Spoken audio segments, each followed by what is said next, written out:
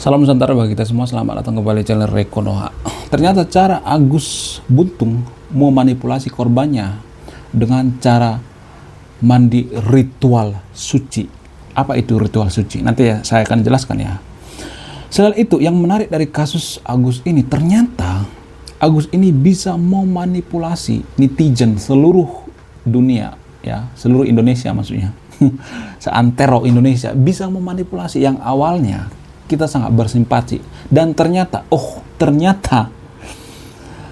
Agus ini layak disebut dengan kadal buntung, ya. Apa itu kadal buntung?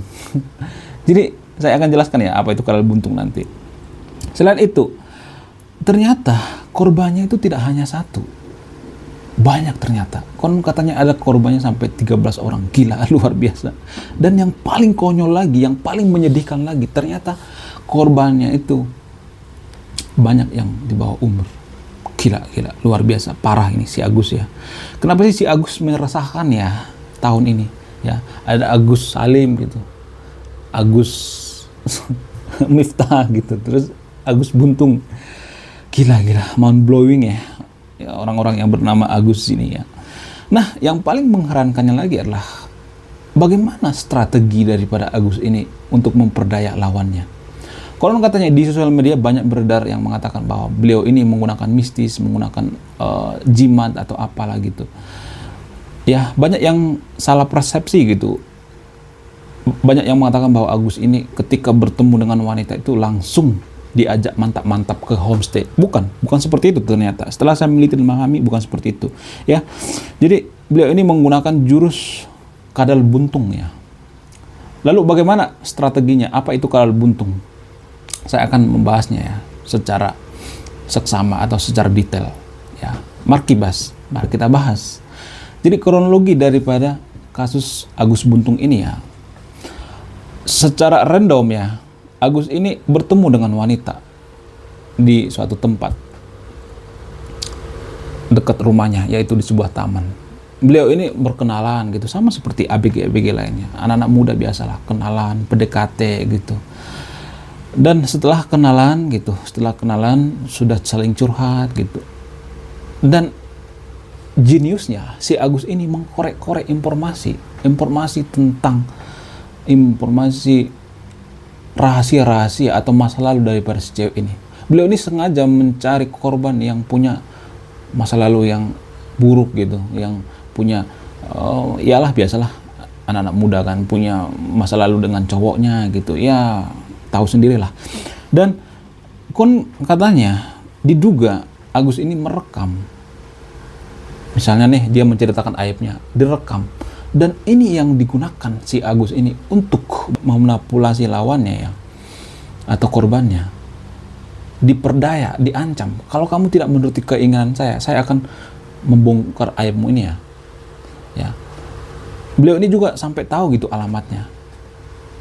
Beliau ini mengancam akan memberitahu ke orang tuanya bahwa si anak ini punya aib di masa lalu, punya rahasia yang tidak pernah diceritakan sama orang. Ya, beliau ini sangat jenius, bisa mengkorek-korek gitu, mengungkit masa lalu seseorang itu, rahasia lah, aib lah gitu. Karena setiap orang itu punya aib ya. Dan sebenarnya Agus ini konon katanya bukan seperti yang di media sosial itu, misalnya nih baru ketemu langsung diajak ke homestay mantap-mantap gitu. Bukan seperti itu. Tapi diajak dulu, dikenalan dulu ya. Kenalan, terus PDKT dulu gitu. Semakin dekat, semakin curhat gitu. Ya bisa sampai sebulan gitu, seminggu, 2 minggu. Enggak, baru ketemu langsung kenalan, langsung ini dibawa mantap-mantap ke homestay. Enggak seperti itu. Ya. Nelponan dulu ya. Ya, curhat dulu gitu. Nah, yang jadi pertanyaan, beliau ini juga tidak hanya menggunakan trik-trik psikologi seperti ini, tapi beliau ini juga memanfaatkan yang namanya mistik ya. Mistik seperti apa itu? Bukan secara harfiah menggunakan keajaiban daripada perdukunan, bukan seperti itu. Kesaktian daripada, bukan seperti itu. Tapi beliau ini menggunakan pengetahuan atau literasi masyarakat kita itu yang percaya sama tahayul gitu atau dukun dan lain sebagainya. Sehingga beliau ini mengajak korbannya untuk mandi suci. Warga Konoha itu kan masih percaya yang namanya ritual-ritual ya kan, mandi suci lah, apalah itu kan, masih percaya namanya klinik-klinik. Sehingga beliau ini menggunakan ritual mandi suci ini untuk memperdaya lawannya gitu. Kalau kamu tidak mau mandi suci, saya akan melaporkan aibmu ke orang tuamu ya. Lagian juga ini kan buat kepentingan kamu, biar kamu terbebas dari masa lalumu gitu, aib-aibmu gitu ya. Biar kamu tidak kepikiran lagi masa lalumu, kamu bebas dari masa lalu itu. Dan si Agus ini membawa korbannya ke homestay, bahkan katanya sampai sekali sehari gitu, tiap hari ke homestay. Bayangkan coba. Tapi duitnya dari mana ya? Saya juga bingung ya, duitnya dari mana? Apakah dikasih orang tua atau ceweknya kali ya yang ini, si informasi masih simpang siur ya. Duitnya dari mana? Lalu setelah si Agus ini membawa korbannya itu ke homestay, ya namanya juga berduaan ya kan, mandi suci ya. Apa yang terjadi? Ya terjadilah yang tidak diinginkan ya kan. Terjadilah yang diinginkan maksudnya. Ya kan? Berduaan di homestay itu kan pasti inilah ya. Mantap-mantap lah ya kan. Tahu sendiri ya kan. Jadi sebegitunya gitu cara daripada Agus ini. Saya juga bingung ya, kok bisa beliau ini sangat jago sekali gitu memainkan strategi kadal buntung. Apa itu strategi kadal buntung? Strategi kadal buntung ini sama seperti perumpamaan kadal ya. Kadal itu ya, ada seekor kadal misalnya kalau kita tangkap gitu, dia akan mematahkan ekornya. Ini namanya strategi kadal buntung ya. Sama seperti yang dilakukan oleh Agus ini juga, Agus Buntung ini. Mohon maaf ya, namanya di sosial media seperti itu, Agus Buntung ya. Makanya saya menyebut dengan Agus Buntung. Jadi beliau ini menggunakan strategi jurus kadal buntung, yaitu dengan memanfaatkan fisiknya. Makanya beliau ini ketika diserang oleh netizen gitu, diserang oleh polisi dan lain sebagainya, dijadikan tersangka, makanya beliau mengatakan, bagaimana saya memperkaos, saya juga nggak bisa buka celana, bla bla bla, saya nggak bisa makan, disuapin gitu. Jadi kita terperdaya dengan strategi kadal buntung daripada Agus ini. Ini yang disebut dengan kadal buntung ya, strategi kadal buntung ya. Ini saya ngarang sendiri ya, tapi bisa digunakan kok nanti ya. Bukan hanya kadal gurun yang ada, tapi kadal buntung juga ada. Strategi yang sangat luar biasa, yang sangat epic ya. Tapi jangan ditiru ya.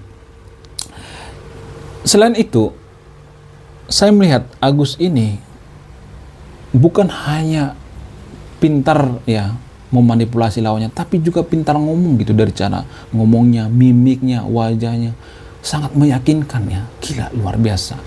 Tapi dari mana dia belajar ya?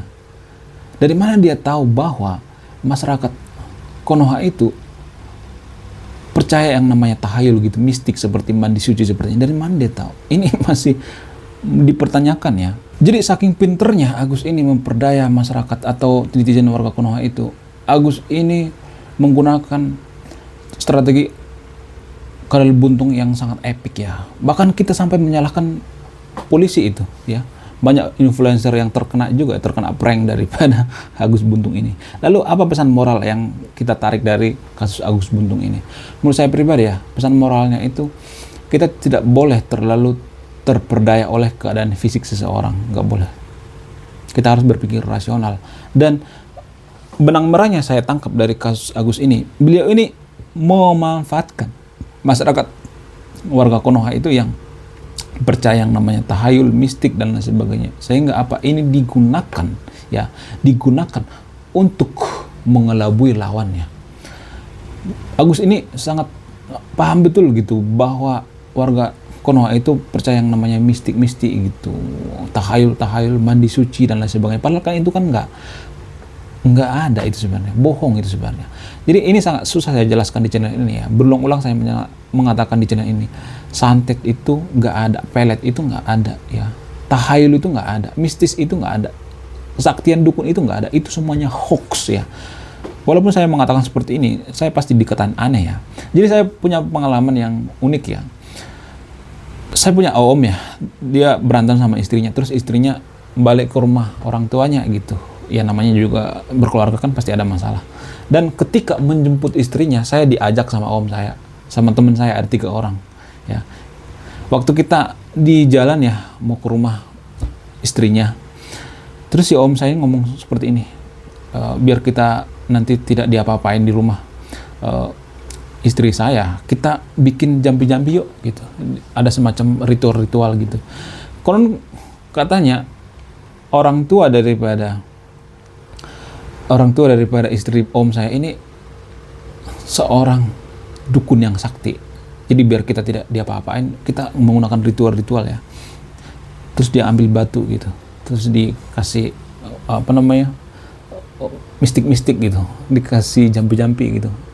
Ya, gitu. Pokoknya gitulah ya. Ada kera-kera gitu. Pokoknya dikasih ya, kasih jampi-jampi ya. Ya, Doraemon, Upin Ipin gitu. Pokoknya gitulah dikasih jampi-jampinya ya. Lalu dikasihlah batu ini ke saya gitu. Terus saya ngomong gini, saya nggak percaya yang namanya dukun. Terus saya diketawain guys, diketawain saya sesat. Teman-teman saya juga ngetawain saya gitu. Kenapa sih kamu nggak percaya dukun, santet, dan lain sebagainya? Enggak, saya nggak percaya. Bahkan saya dikatain aneh. Jadi di Konoha itu juga seperti itu. Kita itu orang yang tidak percaya yang namanya santet, perdukun, dan lain sebagainya, kita dianggap aneh. Padahal itu nggak ada. Buktinya kita ke rumah istrinya nggak ada dia apa-apain kok. Ya. Apakah karena pengaruh daripada santet ini? Enggak. Apakah pengaruh daripada mistis ini atau jampi-jampi ini atau ritual-ritual ini? Nggak ada. Nggak ada seperti itu. Ya. Santet itu hoax ya, jangan dipercaya guys. Ya. Pelet juga nggak dipercaya. Nanti saya akan bahas ya, di next video tentang pelet ya. Pelet juga nggak bisa dipercaya guys. Lalu saking absurdnya ya, bagaimana cara polisi nanti kalau ngeborgol si Agus ini ya? Apa mau diborgol ya kan? Absurd nggak tuh? Kan tangannya buntung ya, apa mau diborgol? Nggak mungkin kakinya diborgol. Gimana mau jalan ya? Lalu apa pesan moral daripada video ini? Pesan moral dari video ini ya, atau kasus Agus Buntung ini, pesan moralnya itu kita tidak boleh diperdaya oleh ini ya, kondisi fisik. Dulu juga pernah ada yang ngeprank seluruh Indonesia, yaitu Ratna Sarumpait ya, yang pas gejar-gejarnya pemilu beberapa tahun silam ya. Saat itu Pak Prabowo juga kena prank juga itu, ya kan?